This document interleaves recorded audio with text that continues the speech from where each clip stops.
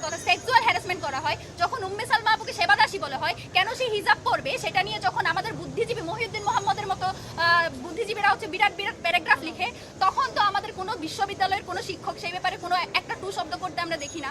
তো আমরা কি আপনাদের স্টুডেন্ট না?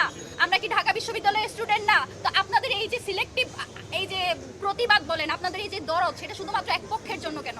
যদি আপনারা ঢাকা বিশ্ববিদ্যালয়ে যদি নিরাপদ ক্যাম্পাসে তৈরি করতে চান, একটা যদি বারবার এই যে বলেন লেভেল প্লেইং ফিল্ড তৈরি করবেন, লেভেল প্লেইং ফিল্ড আপনি কেমনে তৈরি করবেন যখন আপনি আপনার অপোনেন্টের ব্যাপারে কথা বলতে পারেন না? তো জিতে আসলে তো আপনি শুধু আপনার দলের জন্যই কাজ করবেন, আমাদের জন্য কাজ করবেন বলে তো আমরা মনে করছি না।